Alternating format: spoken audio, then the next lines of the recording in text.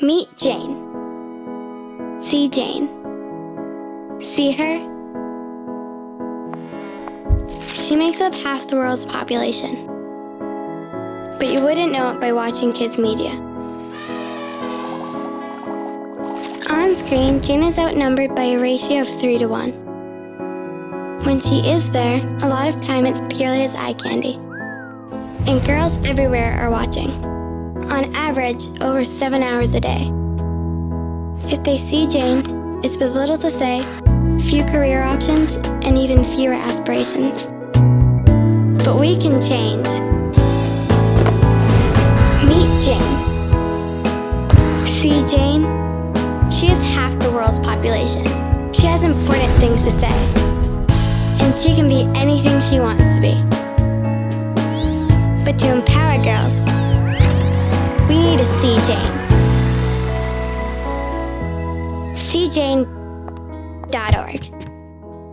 If she can see it, she can be it.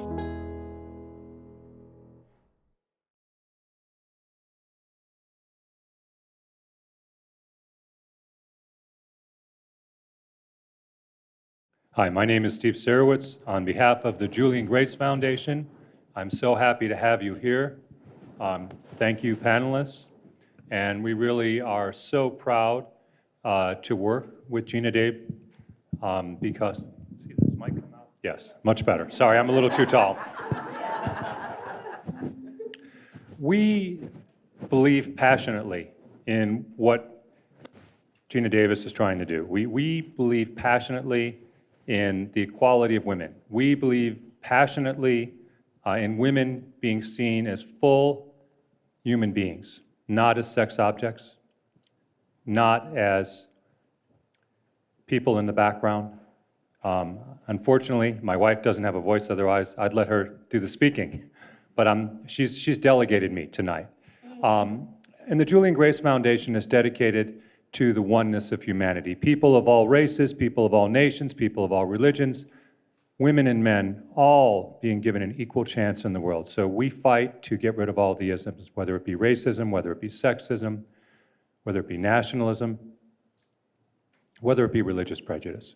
Everything that stops people from having an equal chance in the world. And we're so happy to have you here. I'd rather let you do the talking. And you have enough white men talking in your life, so I'm going to put this mic down and let you do the rest of the talking. Thank you. It's such a privilege to be here, and it was just such a blessing to meet Jessica and Steve Sarowitz, what was it, 4 years ago? Many, many years ago.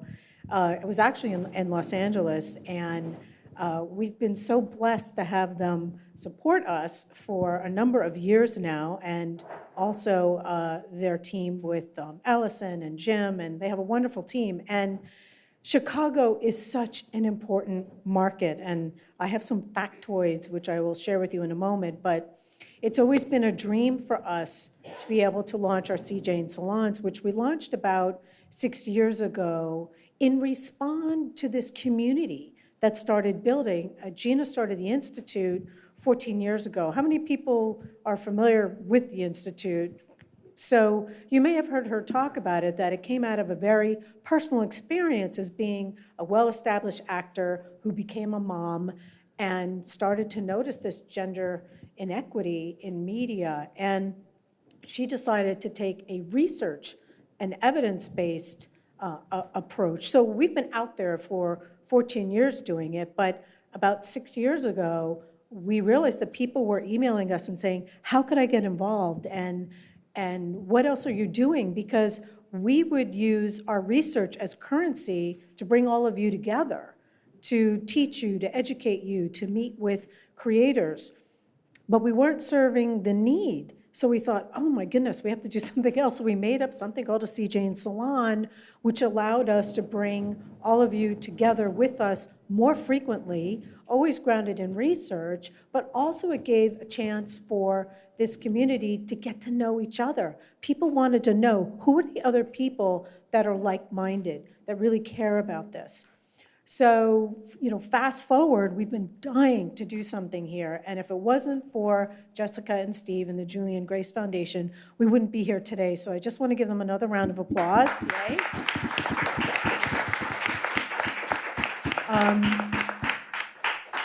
And so when you think about, why is Chicago such an important market, it's because in 2017, film and TV productions generated $423 million for your local community, and that's close to 14,000 jobs.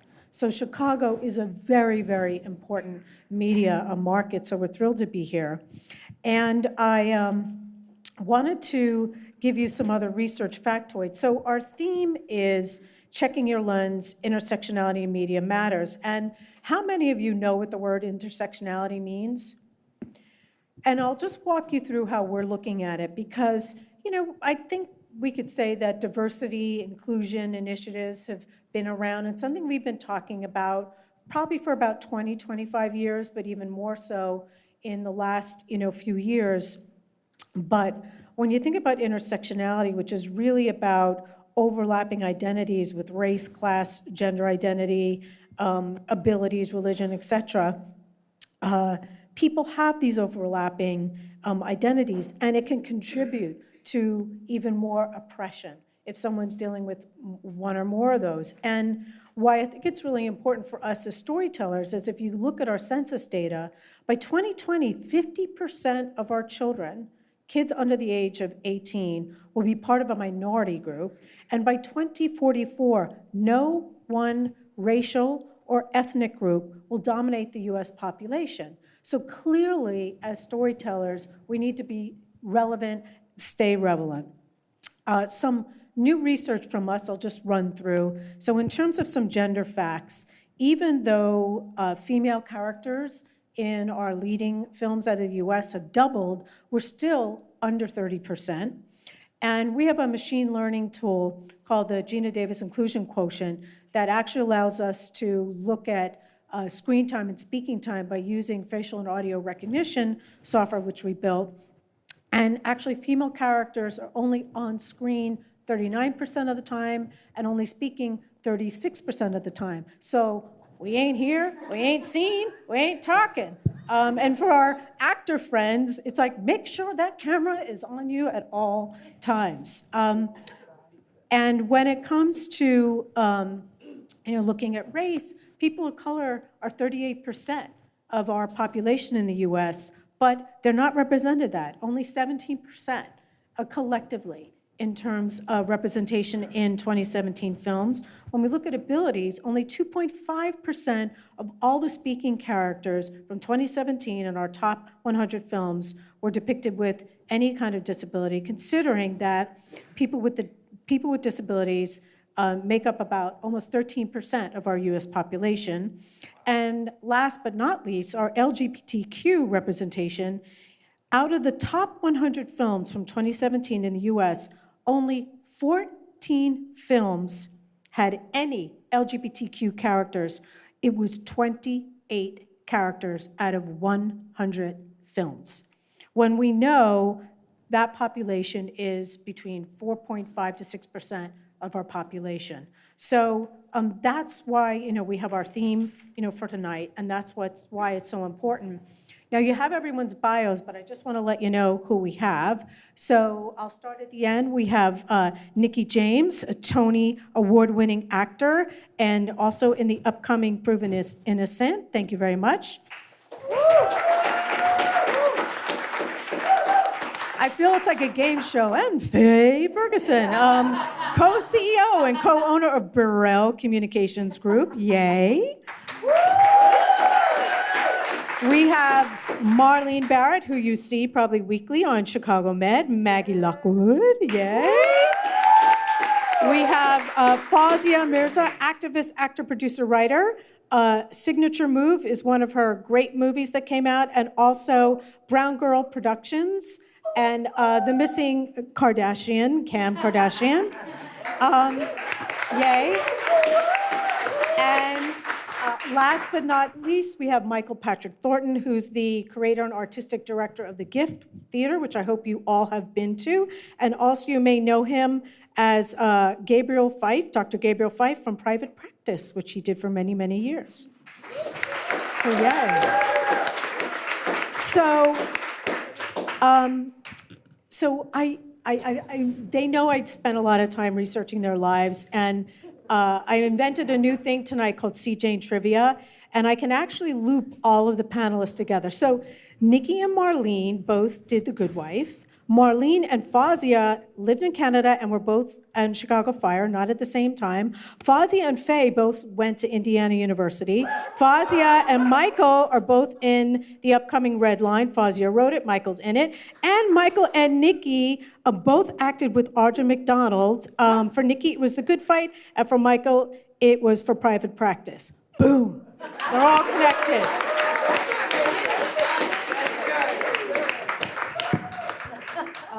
Okay, so now I'm going to get off the podium. And so because we always focus on what are youngest children seeing, because we believe you can change the world overnight. If you can change the mind of a child before they get unconscious bias baked in, we always ask this question. And so I wanted to know from our panelists, was there anything in media that inspired you to pursue a career in acting? And for you, you were our youngest. You were 12 when you started. So what the heck was it? The Cliff Notes is Whitney Houston's Greatest Love of All. I sang that at my kindergarten graduation. It was the first time I sang in front of people, and it was like a drug that I've not yet, I'm still chasing that high, like full-on addict. And I grew up in New Jersey to immigrant parents who were indulgent and supported my love of the musical theater. And when I was 5 years old, I saw my first Broadway musical, which was full of cats, not people, so no gender or race, just people in leotards. And but the thing that really you brought up Audra McDonald anyway, Audra McDonald in 1994 did a production of Carousel where she played Carrie, which is a role not originally written to be played by a person of color. And that production in particular was full of completely different people of color. So when she got married to Mr. Snow and they parade their children on stage, it was her and a white man playing Mr. Snow, and there were just children of all the colors of the world. And that was 1994. I was 12 or 13, and I decided I wanted to become a professional actor, and I did. Within a year. So that's how that happened. So Faye, you mentioned that there were 3 iconic actors in roles that inspired you. You didn't become an actor, you went a different way, but tell us about those characters. Sure. Well, for me, it was really about very strong, determined females. And I'm going to date myself, but that's okay. Going way back, Diane Carroll, played Julia, and then of course she was on Dallas. And then on Mannix, he had a secretary who was Peggy Fair. And then, of course, we have fast forward to some absolutely amazing women like, playing Dr. Huxtable and all these women. And I believe that it stemmed from my own mom, who was a very strong, determined woman who only had an 8th grade education, but owned her own home, no mortgage, and put all 6 of us kids through college. Amazing, amazing. So Marlene, it was so interesting when we chatted, and I mean, you were influenced by books, you were influenced by Shakespeare, you were influenced by a lot of things, but is there something that you can pinpoint as a child the younger you, that interested you in media? Wow. Mine was a strange one because I'm a product of a lot of crazy experiences, from assault to the greatest joys of my life. And growing up, I had this rage inside of me, and I was a straight A student all at the same time. So I was like really good in school, and then I was like the worst kid in school.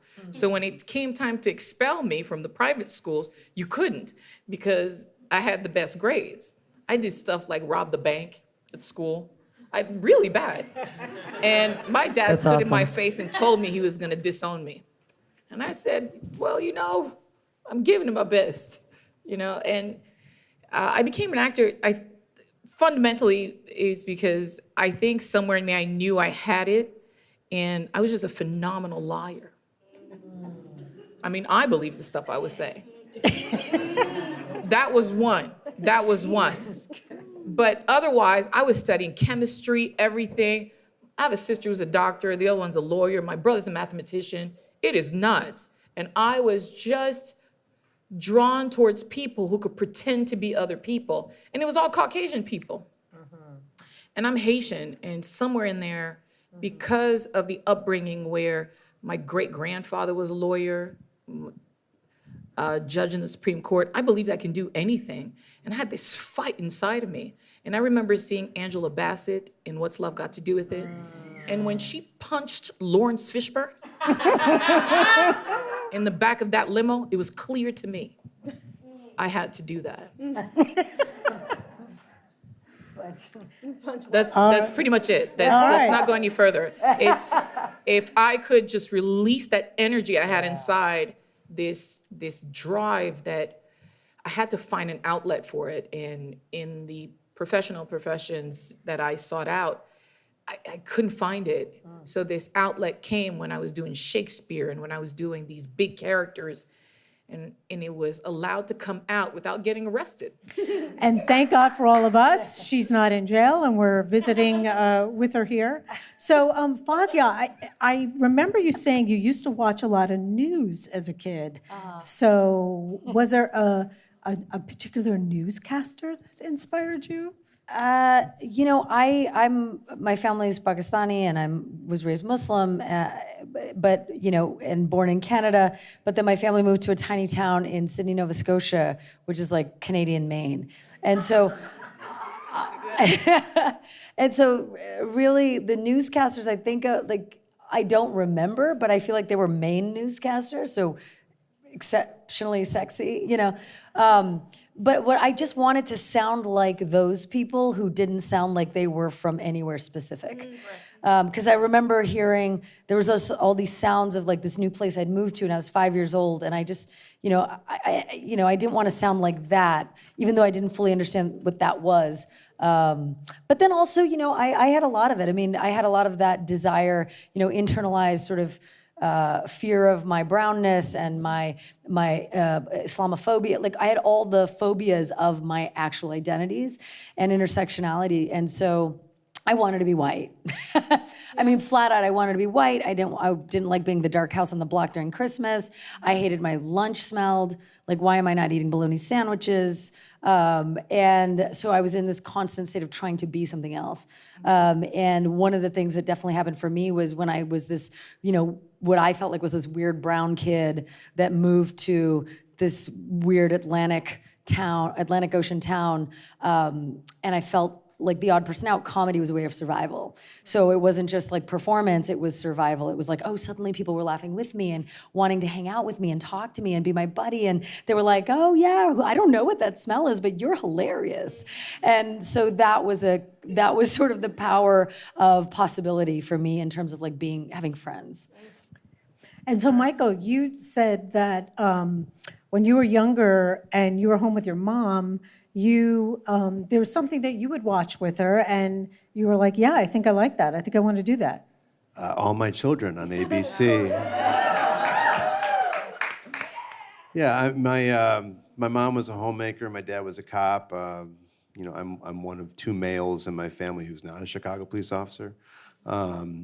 Which, by the way, as a lifelong Chicagoan, just want to thank you, C. Jane and the Grace Foundation for bringing this to Chicago for the first time. It's super cool. We'll be back.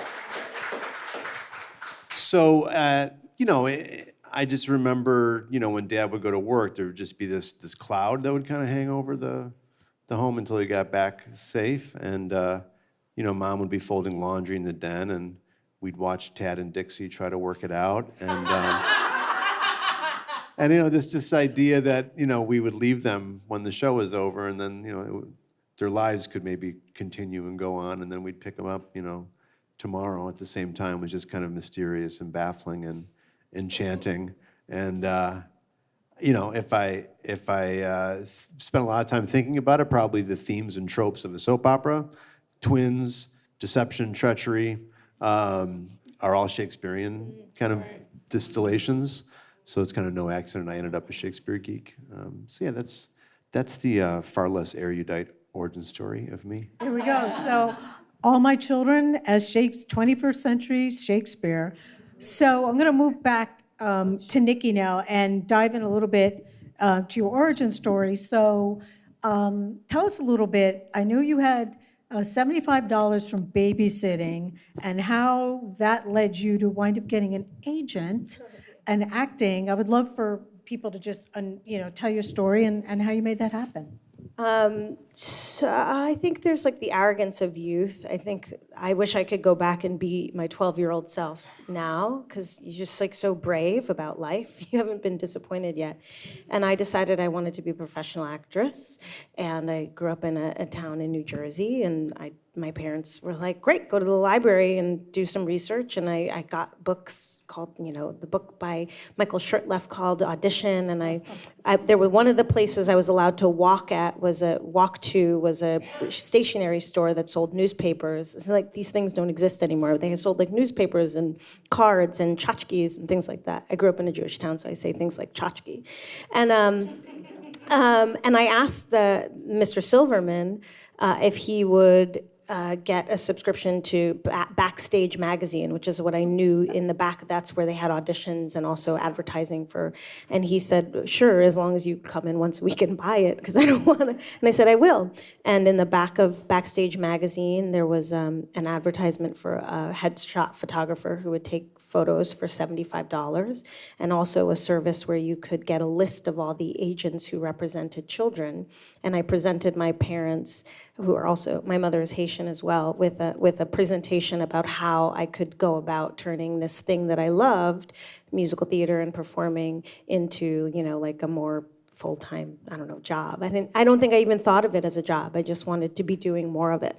And my parents said, okay, great. I see that you're taking this very seriously. So I used babysitting money to get $75 headshots by a man named Danny Darrow, who was far ahead of his time, because instead of saying actress, it said actor, and I had my phone number.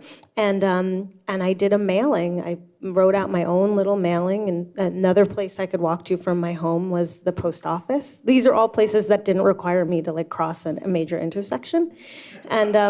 And so I went to the post office and I bought stamps and I sent out headshots, and I got a phone call from an agency, which I think my parents were not anticipating. That was legitimate? Yeah, my parents were not anticipating this, and they took me into New York City for an interview, and I started working, doing commercials. And the big thing in my home was my parents were absolutely never interested in crushing any of my dreams. And they, even more than I did, believed that I could do anything I set my mind to. But I was not allowed to do anything that would take me out of school for any extended period of time. So I mostly did commercials, and I did, little guest stars on local TV shows, and I paid for my first semester of college with money that I earned doing commercials and stuff that I had saved. Which was NYU, just to, not some slouchy place. So. Yeah, so I was I was a deeply determined person who then was also raised by people who were not interested in, who were we believe that education and arts simultaneously at all times. And my mother was my date to the Tony Awards. So I think she got a return on her investment. Amen, amen. So I want to stay with you a little bit more, and then I'll go to Faye. So she had her equity card at 14. I mean, just note to self. And then and I know you won awards in high school, and so how did you get your first Broadway show? And yeah, did you do that while you were in NYU? I did. I booked my very first Broadway show the summer between my freshman and sophomore year in college. And so I did a show called The Adventures of Tom Sawyer. And we're talking about Intersectionality, I was auditioning to play Becky Thatcher, which would be a weird part to have this young black actress playing Becky Thatcher. But it was really interesting because I was being considered, and I think the directors and the producing teams, this was in 2000, they almost went there. I was the first understudy, and I did get to perform the role, and they were making a choice. They were going to be doing this Mark Twain piece of theater, but they were not going to have a stage full of white people. And we were going to not make it a thing, right? We weren't doing Huck Finn. We were just going to tell this story of this community. But the show was a huge flop. So I took one semester off of college. We started rehearsal in January, and by April we were closed, and I wanted to graduate on time, so I went back to school that summer. And it was a huge lesson about a lot of things. One is that this business, this life, this career, the arts is not something you arrive at. It is something that is constantly evolving, and then you're present in the thing that you're present in. But taking any part of it for granted is it's a fool's errand. It's gonna bite you in the face. So it was the perfect lesson. And I call my very first Broadway show, I always say it was like my semester abroad. It's where I learned about the world, but then was able to go back to school with the knowledge of what else was out there and what I needed and the skills and the people that I needed to connect to and the parts of myself that I needed to grow in order to be able to succeed. And luckily I did. But even if I had never acted again, I think that the lesson was lifelong. Yeah. Absolutely. And when we think about lifelong influences, Faye, can you tell us about a fate meeting with Tom Burrell? And you had a lot of choices open to you in terms of what you could pursue. So how did that come about, and how did that change your life and lead you to where you are now? Okay, so here I was at my second agency, which was Bozell and Jacobs. I actually started at Leo Burnett. And But why did you even start at advertising? Because you could have done a lot of different things. It was serendipity, because I didn't really know anything about advertising. I didn't know anybody in the field. I saw commercials on TV, but what fascinated me about this field was the opportunity to have an impact on people's lives, to actually shape what people might think about something. And that to me was, wow, I can help change the world. And so I started my career. I was recruited by Burnett. I first worked on Kellogg's and Pillsbury and all those wonderful little critters and stuff. And then I went over to Bozell and Jacobs, where I was literally the only person of color in the agency at that time. It was fairly large. But that was not anything that was new to me. If I go back to grade school, my family were the only people of color in the entire grade school that we went to from kindergarten through 8th grade. So I was used to being the only one, if you will. But one day when I was sitting at my desk, I got a call from Tom Burrell, who, if you don't know him, he's truly an icon. He was inducted into the Advertising Hall of Fame. He's blind, he's legally blind. But he built this agency called Burrell based on the premise that Black people are not dark-skinned white people. It was profound. And so here I was, very happy with what I was doing. And I told Tom that, but he said, of course I'll come talk to you. And we talked and talked and talked and talked for 6 hours. I didn't know I had that much talking in me. But that was when I realized that I had a lot more to offer for my people. I came out of a very classical marketing background. Tom had difficulty attracting people with true marketing skills. And so I still remember one of the things I said to him, okay, I'm gonna come, and this of course was a Black agency. I said, Tom, I know marketing, but I got to learn this stuff about Black folks, which was kind of paradoxical in and of itself. But the study of people was fascinating to me. And that began a lifelong love affair of understanding, problem solving, and being able to put your thumbprint on how people look at us. Because the news media, by and large, just portrayed negative images of Black folks. And Burrell was one of the few agencies that could really change that. And we honestly, and maybe if you could cue up a commercial from the 1990s, actually for Coca-Cola that we did, called All American Beauty. And trust me, we were not blonde-haired or blue-eyed. The ad said they were looking for the classic All-American Beauty. So I thought to myself, hey.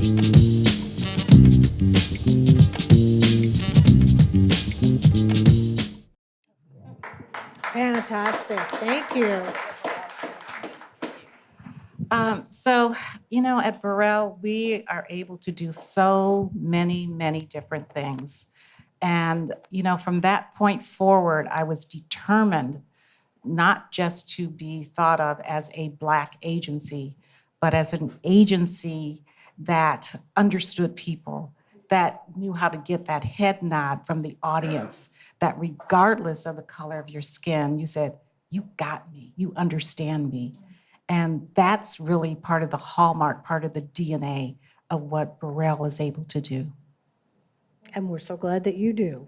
Amen. So, Marlene, you also started young. You're about 16, and she makes a joke about, oh, I was such a good liar, et cetera. But when you really think about being able to grasp a concept and influence people and have them believe in you and commit to it fully, and that's one of the things you said, is no matter what you did, you committed 100%, and you just happened to be really good at everything.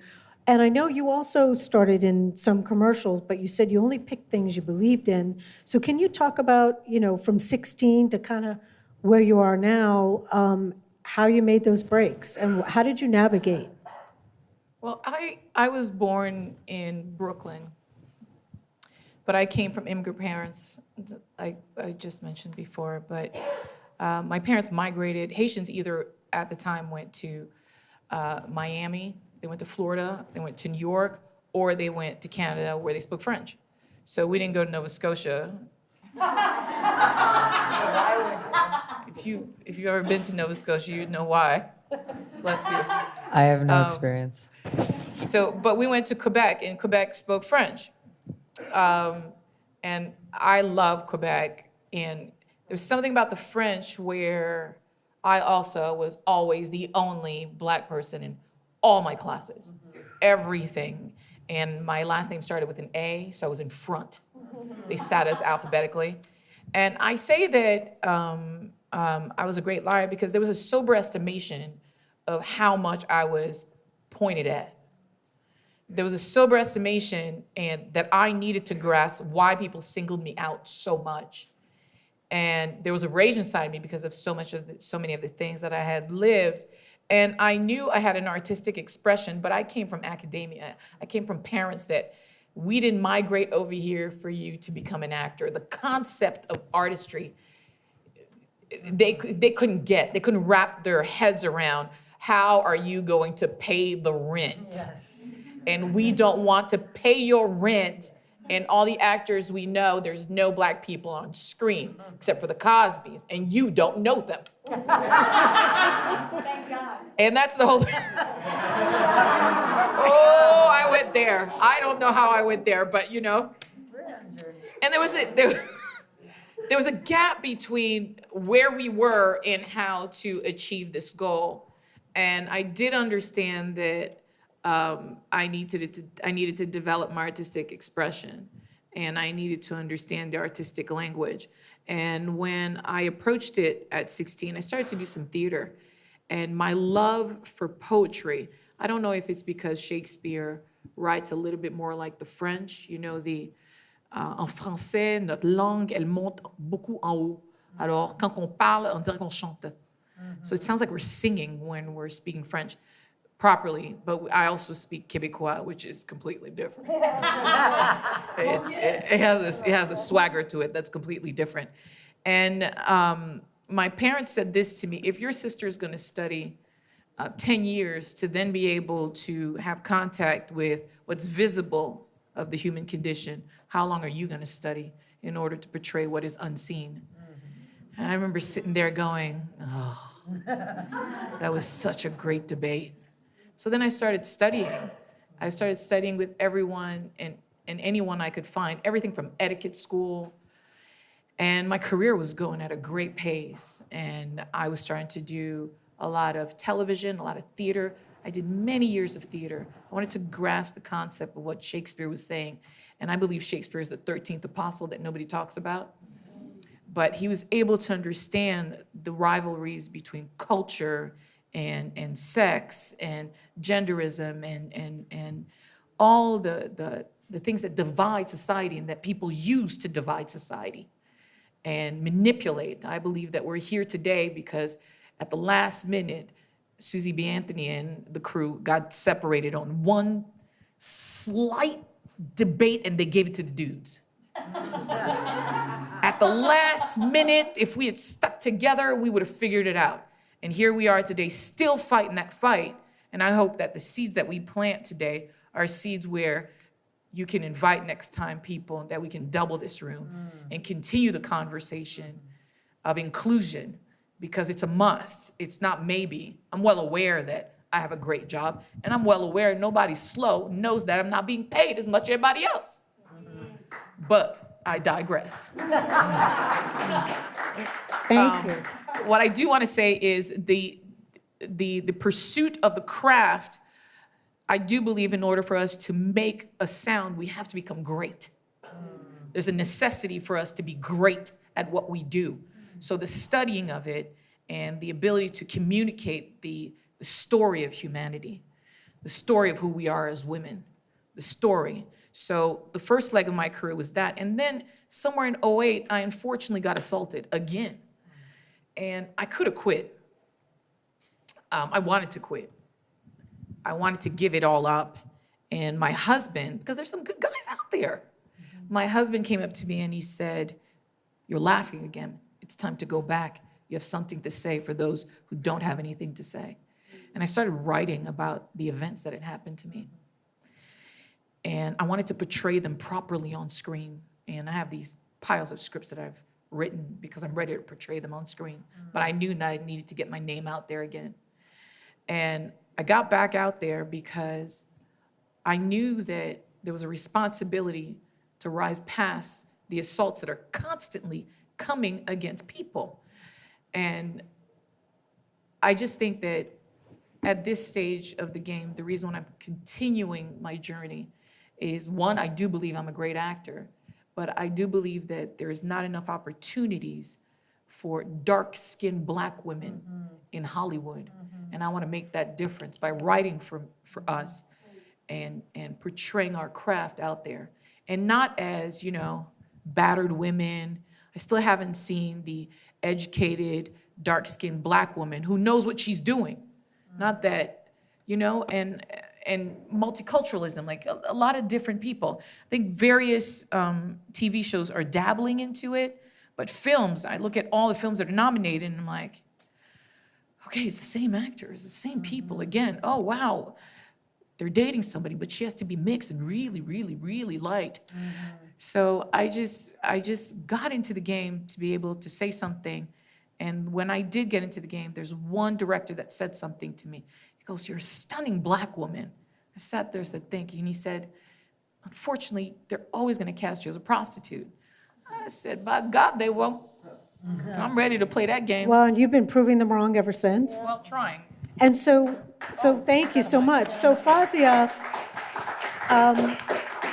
when you talk about authenticity and telling stories and want to communicate, one of the things you had said to me is, and I want people to understand, she said a little bit that smelly food led to comedy, led to, her career, but I'd love you to talk a little bit more about that. But one of the things you said is that I didn't want someone else to try to tell my story. I was worried they wouldn't get it right, and I wanted to cherish my culture and the legacy of my culture, but I wanted to tell, new stories. So, comedy is a rough business. Everyone here has fought hard for where they are, but, you used comedy as a way to connect, but also a pathway for you. So for anyone who is interested, in comedy, if you could just tell us a little bit about that, how you've navigated. Yeah, and also, can I just say that one of my favorite things about doing panels at all is just sharing space with like really beautiful, empowering humans like y'all are, and listening to who you are and refueling my own artistic and personal tank. So thank you for everything that y'all are sharing. But yeah, I have a really weird circuitous path to being an artist. I did have the conservative Muslim Pakistani family who was like, you are not gonna be an artist. There is no hope for you if you do that. No one will marry you, you will make no money. So you need to be a lawyer or a doctor or an engineer, maybe a lawyer or a doctor or an engineer. Or get married. And so I decided to become a lawyer. And so I did that. So I was a lawyer for a few years. I was a litigator. And what I started doing was I started lawyering and litigating by day and taking improv and acting classes at night. Because I sort of had this realization through this class in law school that one of my favorite things was actually acting. And people say, well, trials are like acting. And I'm like, well, yes, mostly on television and mostly in this class that I had in law school. And I loved it, and I realized, well, this is what I want to do. And so that being said, I took the bar exam, I did all that, yeah. But so I started taking these classes and ended up leaving the law and pursuing it wasn't full time, but I started doing this comedy educational sexual violence prevention show, which I know sounds crazy, but is still to this day, I think, the most booked sexual violence prevention show in the world. Called Sex Signals, founded here in Chicago by this amazing duo who, actually a friend of mine here, I met her through her husband, and he and I performed the show as well. And it was just at colleges and then around the country, and I'm talking about like everywhere from Harvard to a community college in Kansas, became mandatory at colleges, and then we toured to military installations around the world and every single branch of the military. And the thing that I found through that was that comedy wasn't just a way for me to survive as a kid or being brown with the smelly lunch. It was, what I realized is that it was the one way that everybody, regardless of the state, how much they paid to be at school, whether they were Ivy League or big league chew, like it didn't matter, like, you know what I mean? Like, or like a general in the army or like an 18-year-old kid in the middle of Oklahoma. Like we're a part of this similar culture, and comedy reached us on divisive topics. And so I started writing at some point because I started acting, and like I was like going in for auditions, and I was like, yeah, I'm coming in for like short-haired mom role, or here's an option of like short-haired Hispanic, and I was like, well, I'm not. And they're like, yeah, but you could be. And so then, and one of the things we talked about was that Slumdog Millionaire had come out, and I thought, man, everybody loves this movie. They're like, it's like, Jai Ho! And like this is life, this is Indians. And I'm like, yeah, but Indians didn't make it. And it's like, wow, slum life looks great. I know, y'all are like, oh, right. And it's like, there is this exotification of like really terrible, sad, like poverty at its worst. And so what I realized was like, there weren't enough people telling stories of our community, even in a brown space or even in a Muslim space, or much less me who's like brown, queer, Muslim, Pakistani woman. And I was like, nobody's doing that. And so I thought instead of waiting for someone else to do it, I should just do something. And I started making things without really knowing what was going on.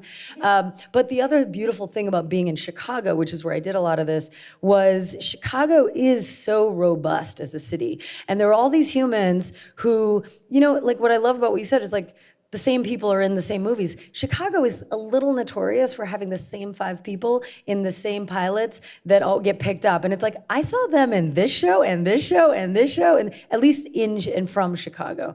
And I was like, man, I know all these other amazing humans. They're not getting cast, and they're always drama, but they're funny, or they're always this. But I'm like, they are so smart. Why did they get cast as that role of a woman? Which fine, but and so one of the things that was really fun was to write for myself and my communities, and to write for all these amazing humans who weren't being hired yet. I mean, now there's so many folks being hired and there's so much more opportunity, but honestly, I don't even know if I answered your question. You did. I don't think I did. You did. I didn't say it, did I? What You did. I do? Don't worry, the thread is happening. Yeah. The thread is happening. Je And you ne sais no, quoi. And you gave me all my lead-ins for Michael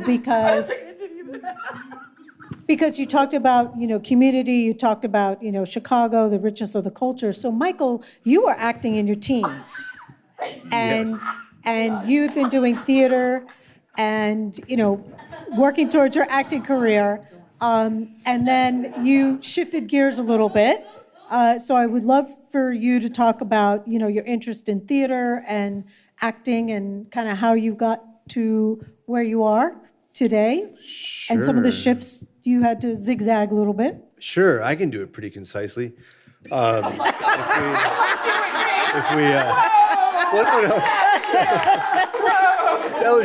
That was a lot of questions in one question, is what I meant. No. I did not mean that one bit. I got a multi-part question is all I meant.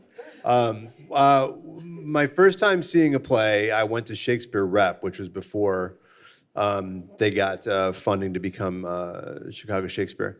And, I grew up on the northwest side of Chicago. I still live on the northwest side of Chicago. Just got teased mercilessly every day of my life. And to go to a play was just a huge deal, because my best friends were Shakespeare and the library. And we went to see Twelfth Night, right? The first line is, "If music be the food of love, play on."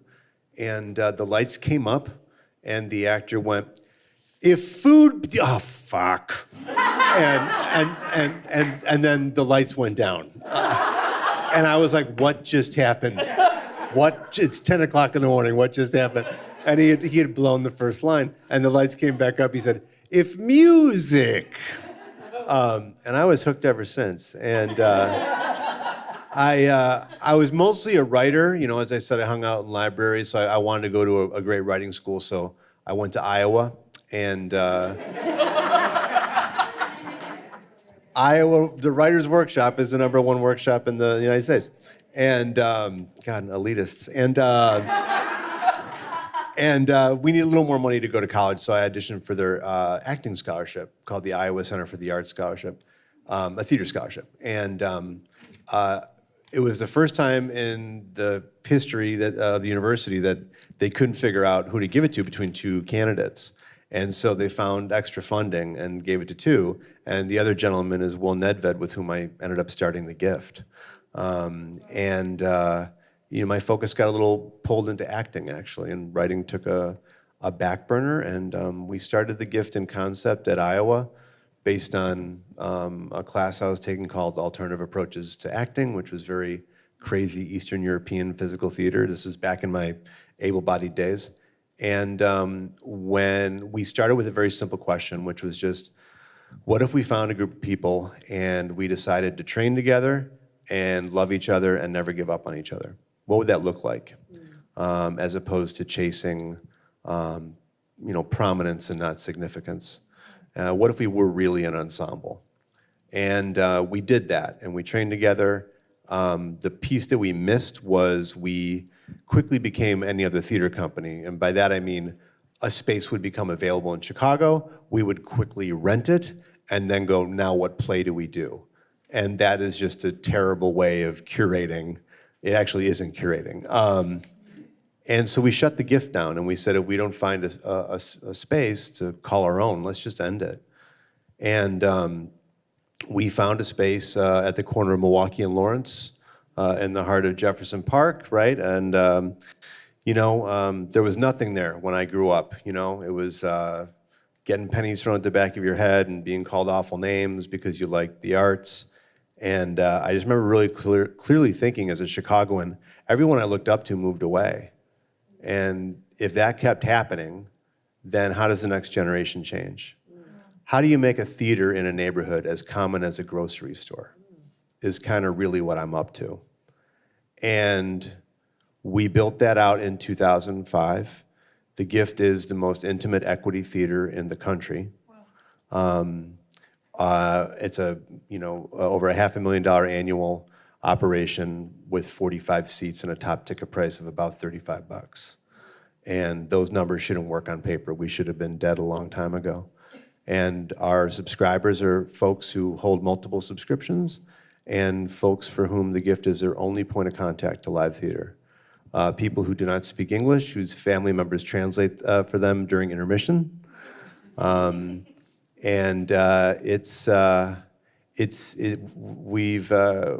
We've changed a small piece of Chicago, is what we've done.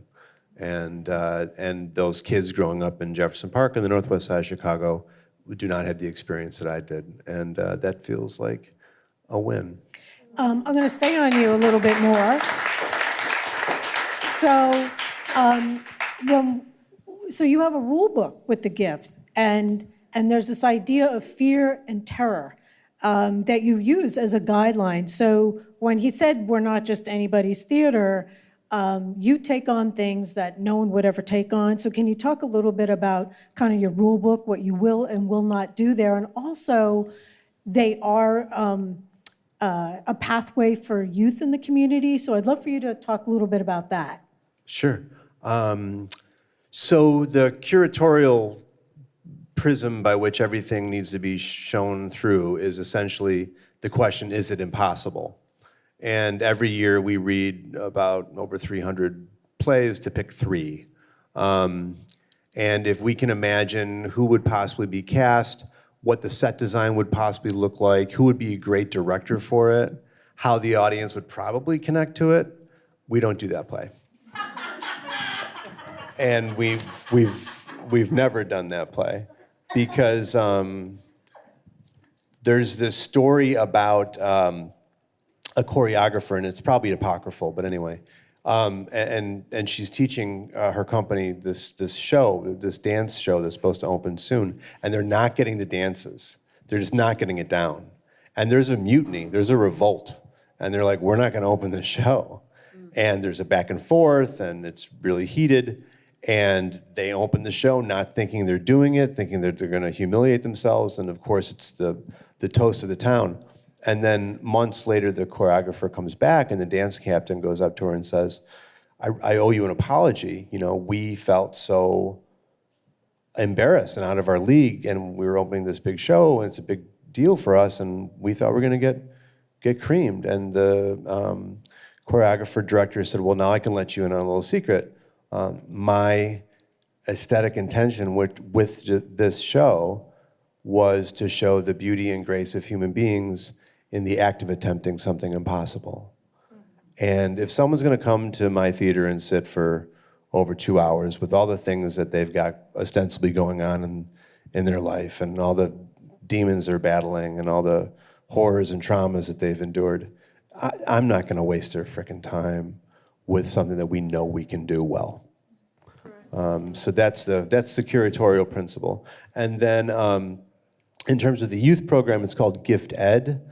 And my wife, Lindsay, created it after her time at the educational department at Steppenwolf. And unlike a lot of education programs, which can unfortunately tend to be going into an underserved community, doing some workshops, and then leaving, and then never going back again. This is a 2-year apprenticeship for high school students.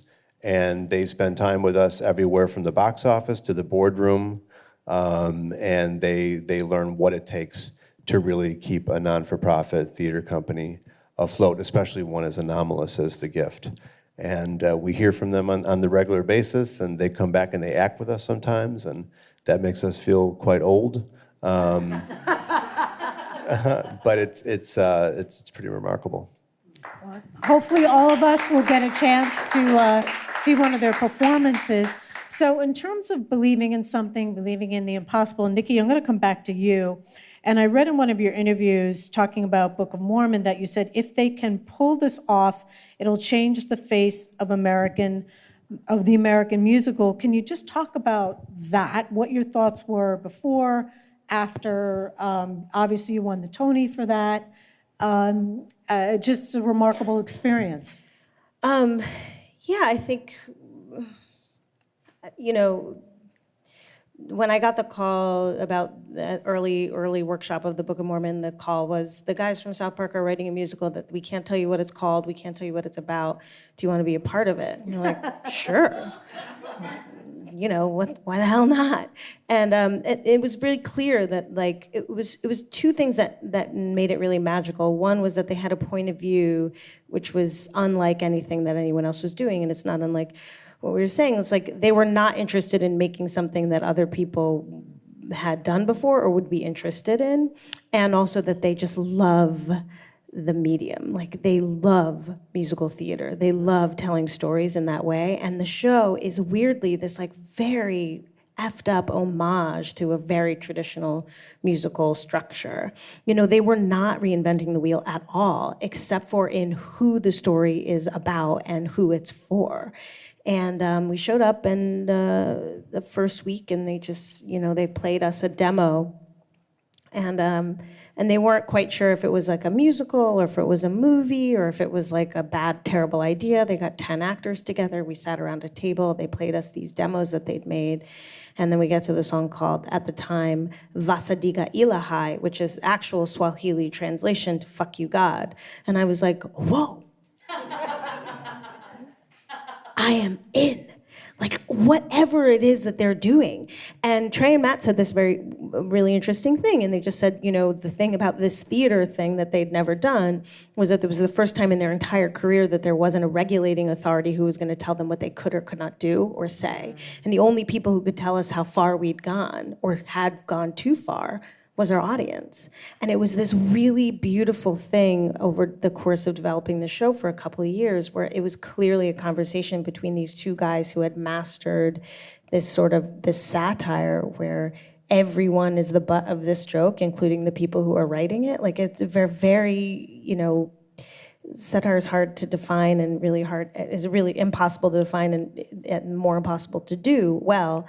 And they were succeeding, but they were listening to the audience. And the other thing was, it was also one of the very first times in their career that they were ceding over their performance to someone else. And they were deeply, deeply collaborative.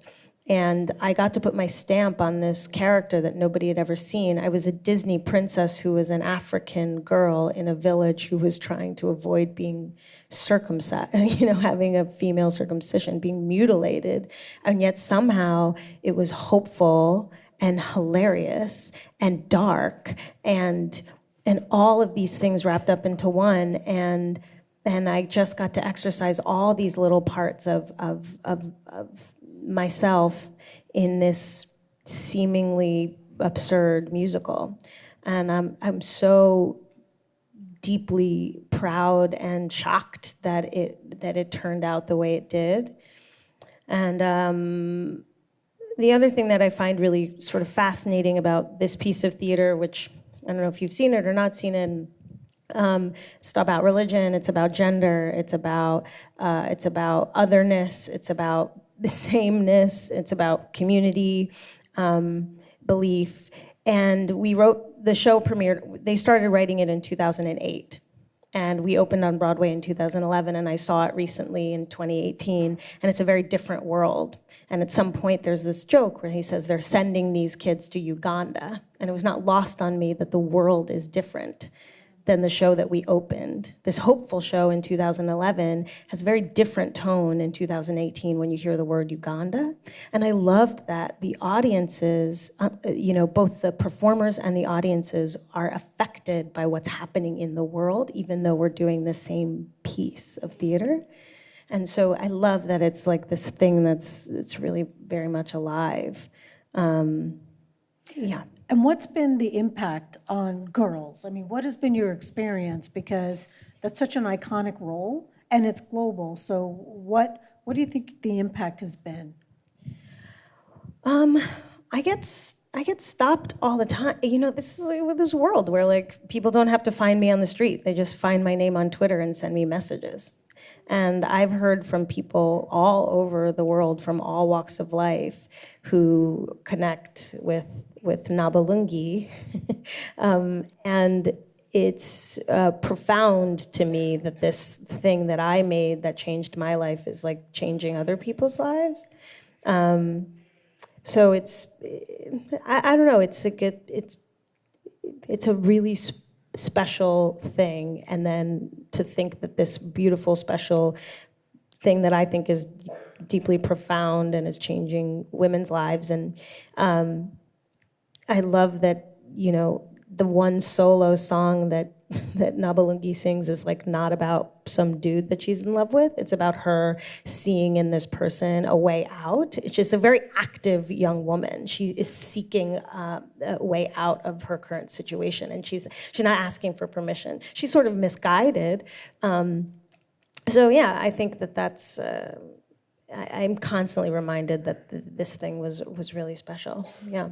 And still continues to be. So Faye, I mean, advertising is the origin of short form, one of the origins of short form storytelling. And can you talk a little bit about the impact that you're making because you're in control of the company, because you can advise, the clients? And I don't know if there's another video you wanted to show this, but just talk about kind of the impact. Sure.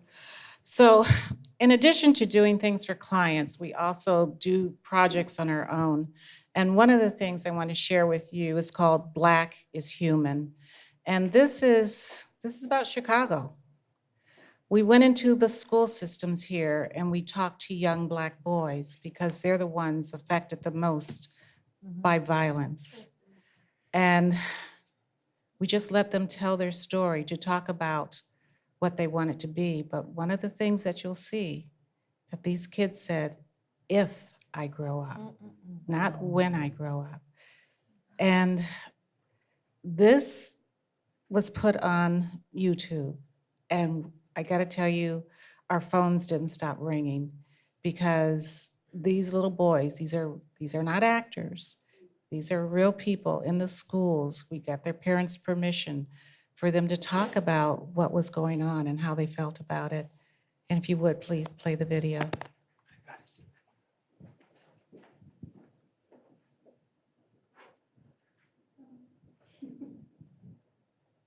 And I can tell you, coming out of this, instead of just sitting back and lamenting about all the horrors that are happening in our beautiful city, I started an organization called Allies of Innocence. And this organization provides grief and trauma counseling free of charge to the survivors of gun violence on Chicago's South and West Sides. So we can all do something is the point I'm trying to make.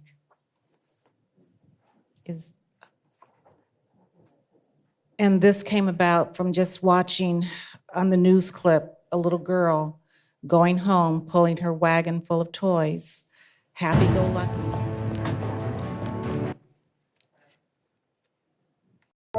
In 2012, 65% of boys ages 19 and younger who were murdered were African American. The rise in violence in the Black community is well documented in both the news and social media. The sheer volume of stories runs the risk of leaving listeners of all races numb to the humanity of the victims.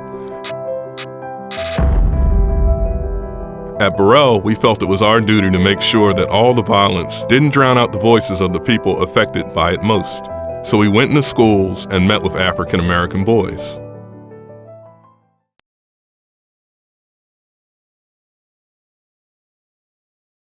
I want to be a football player. I want to be a paramedic. I want to be a lawyer. I want to be an engineer. A video game designer. A famous gospel singer. A math teacher. An entrepreneur. I want to be a policeman because I want to help people. I can put out fires and save lives. I can make a change in the world. If I grow up.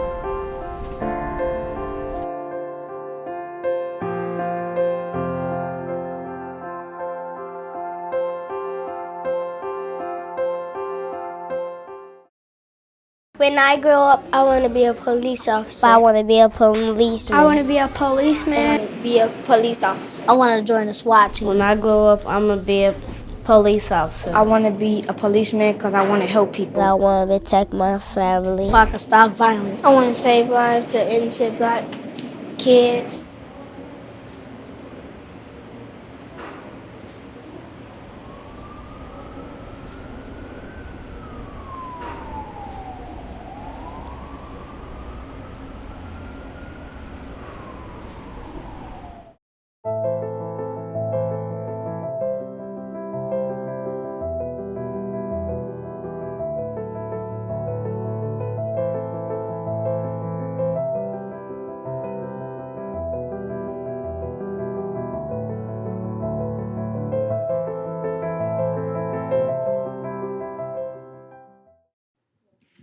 Thank you so much.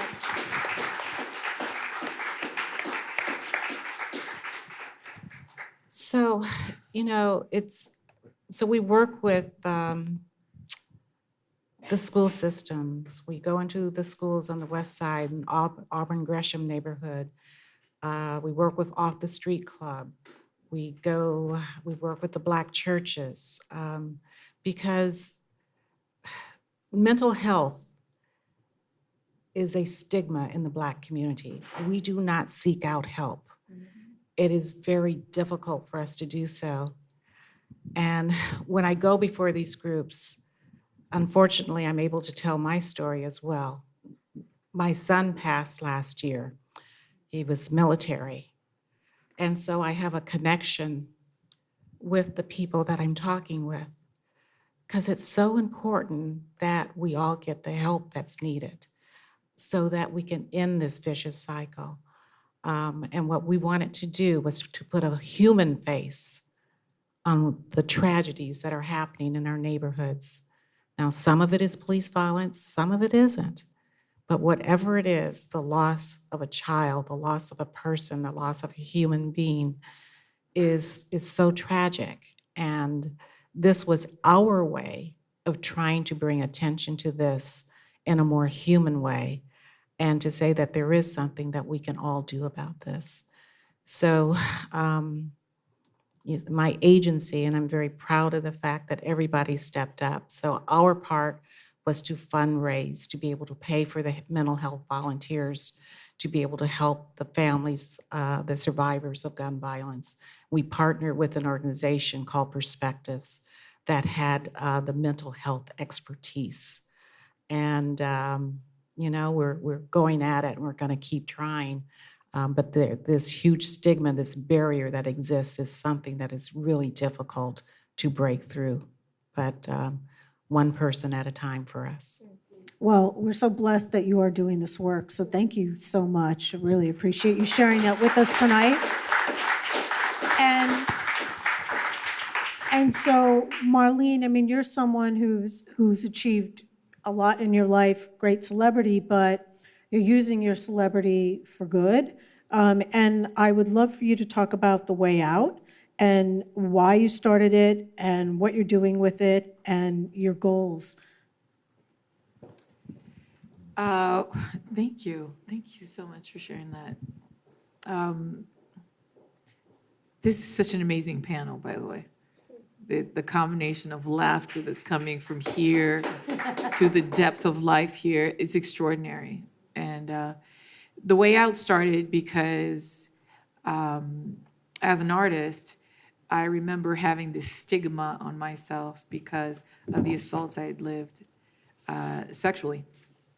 And I think one of the main things society has done is not only not protected females, we have targeted them by portraying them in such an enticing way on screen that it's creating an appetite for sexuality that's often inappropriate. And The Way Out is an organization that we started in Canada, in Montreal, Quebec, and it's a series of homes that are being opened to help girls that are being rescued from sex trafficking. And took us 3 years to raise the money to open up our first home. Our first home is packed. And one of the big things I noticed when I was talking all around the country and in Canada about sex trafficking is everyone's aware that it's happening. Everyone's aware that it's a $100 billion industry. Everyone's aware. I mean, in Chicago itself, you have more than 25,000 girls that are being trafficked, minimum of 2 per 2 months. And no one really addresses the problem. No one addresses the fact that we are targeting young ladies, mainly because in the beginning it was really towards the minorities. So Hispanics, Black girls, and all that. And then suddenly with movies like Who is Jane Doe, where it started hitting mainstream Caucasian America. Now human trafficking has become this blowhorn around the world. And I think that what happens is a lot of the girls I met, some were kidnapped. And there's a section of so much interconnected, I want to say segments of these organizations that just traffic girls so fast. A girl can be here and taken, and she's in Russia by the end of the week, and you have no idea where your daughter is. So I just wanted to do something because there was no way as an artist, because young, there's no explanation to what happened to me when I was young. But as an adult, when it happened to me, it was an attack. And someone just targeted me. And that happens all the time. And I was just a regular New Yorker walking around, and 3 o'clock in the morning, I was done hanging out, It was just, there was nothing specific. And I was an actor, and a lot of things were going on in my life, and there's nothing specific that could happen. I mean, the church was mute. No one knew what to do with it at the church. They're the first people I called, and they didn't know what to do with it. And then after that, my friends didn't know what to do with it. No one knew what to do with the problem. So I started addressing it and bringing it up wherever I can. And I'm comfortable talking about it because I believe that the percentage of people that get assaulted and attacked, it's so enormous, but nobody wants to talk about it, so no one can heal from it properly without this stigma or pain of being portrayed forward. So if I'm willing to take the paycheck from the public, I want to speak about what happened and create an avenue for people to speak. And The Way Out provides complete integration.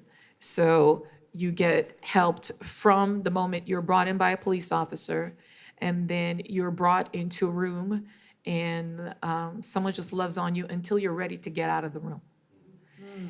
And we had our first girl that went back to school 2 weeks ago, and that's an exciting thing for me, even if we just did it for that one life. But there's so many people, and there are no homes.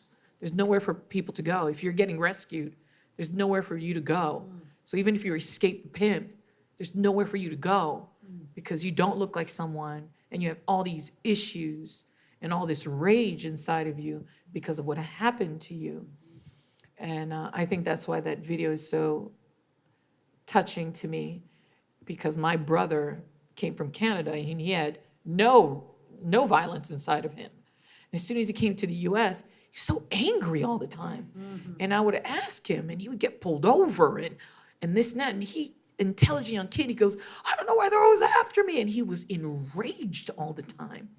And there's something about targeting a group of people that needs to end. And I think it begins in a group like this, as we are interconnecting and bringing it all together as one conversation, which is a human conversation.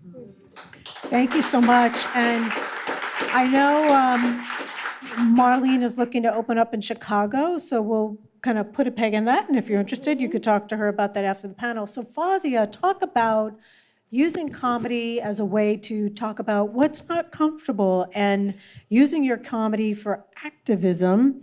Tell us a little bit about that, because you really address it in your series and your stand-up and everything that you do.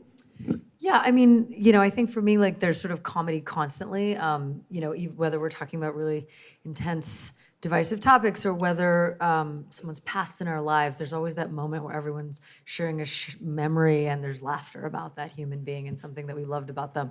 But, I guess, there was always the sexual violence prevention show, but I don't know, it just felt as though there's a lot of people talking about some aspect of my identities, but like, I felt as though the comedy was kind of a way in for me to myself, and therefore also a way for me to talk about myself to everybody.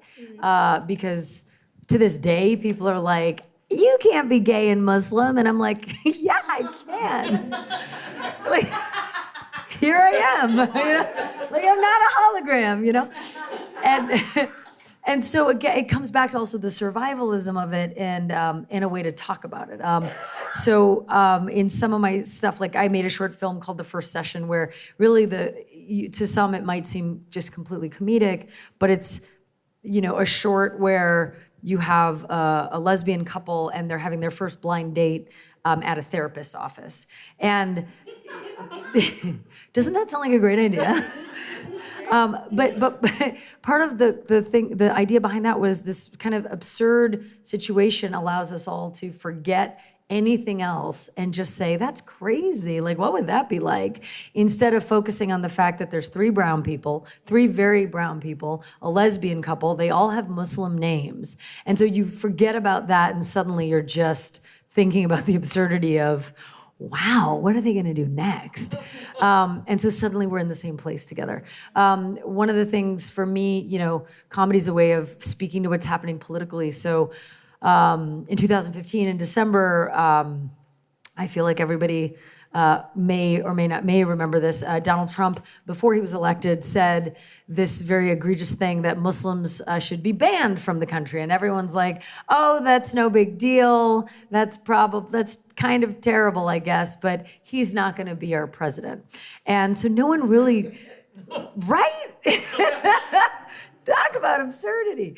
And no one really was reacting to that or reacting to him. And at the time, Muslims just didn't matter enough. Like, we just didn't matter enough.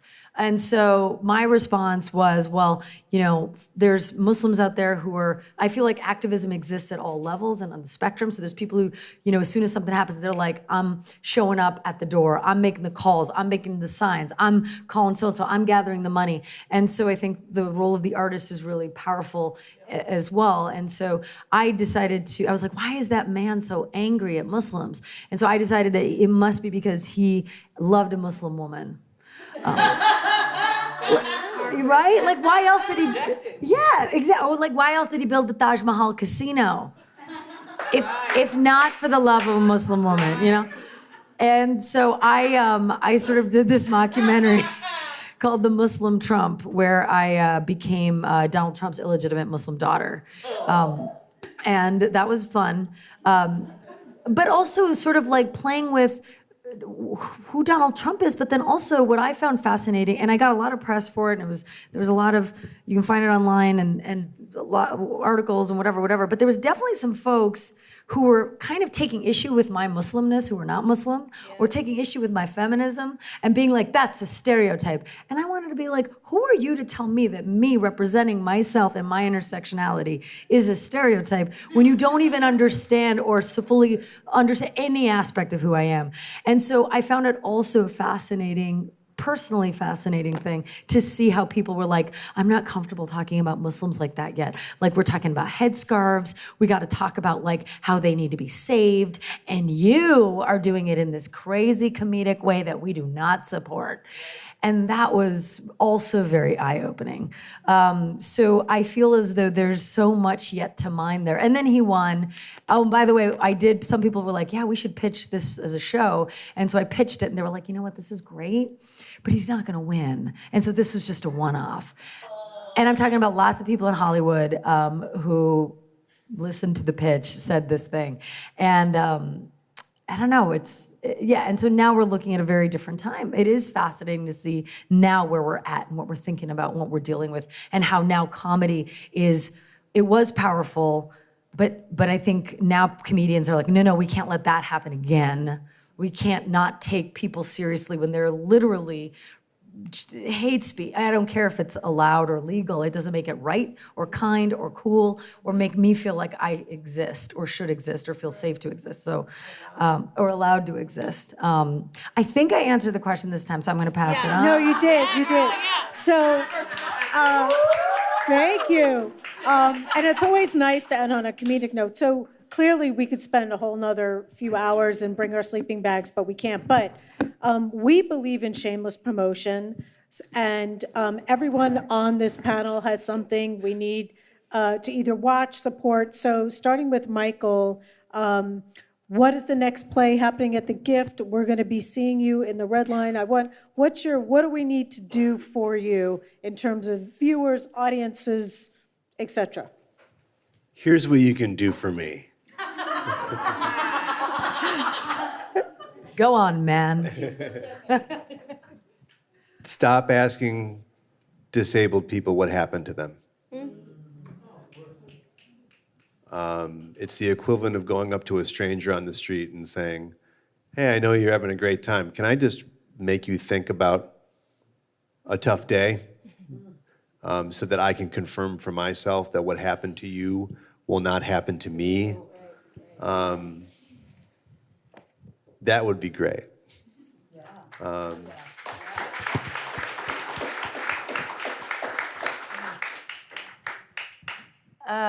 Well, I will promote Michael and say that Michael is starring in The Red Line, a new show that will air on CBS sometime mid-season, sometime in 2018. He's fantastic in the show. I got to write on the show. I wrote one of the episodes, and it's a show that's executive produced by Greg Berlanti and Ava DuVernay, and co-created by two Chicagoans, Caitlin Parrish and Erica Weiss, which is super exciting. So watch for him in that. And the show, I think, really breaks a lot of barriers across intersections. You know what? You can look at people. I don't know what you can do to support me. You can follow me online somewhere, The Foz. That's basically my everything. I have a lot of stuff I'm not talking about right now, but I would say this: manifest greatness for gay Muslim people. And celebrate our joy, and know that like Muslims are not all sad and depressed under their scarves or under their haircuts. Like, we are fun fucking people. It's cool to talk to us. We don't bite unless there's like a thing we're doing. I think that would be really, really beautiful. One of my collaborators is in the room, Naz Khan, another Muslim woman. We're writing some sci-fi together. And I will now pass the mic, which is also a very important thing for all of us to learn how to do. Marlene. I love her. She's off her rocker. You're awesome. And you make me laugh. And that's true. I think if we laugh more, it'll take the tension off everything.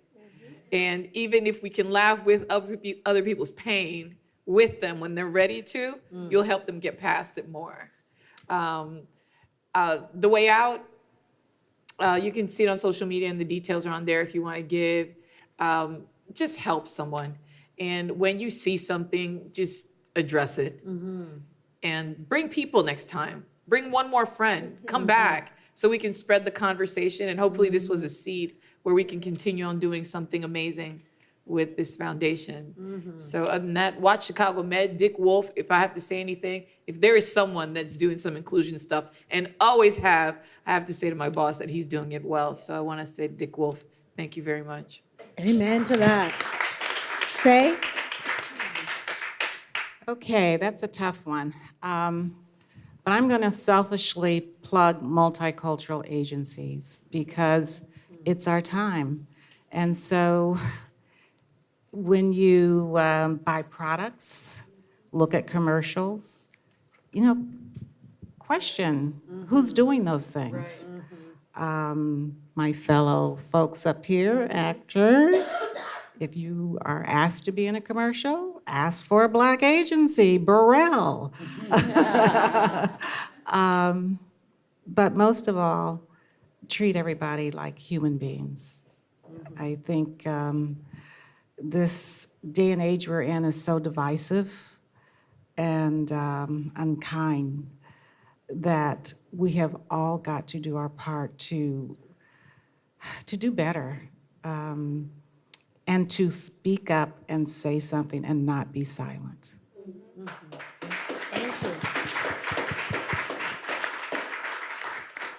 I'm just remembering that the very first commercial I ever was in was a Burrell commercial for Correctall.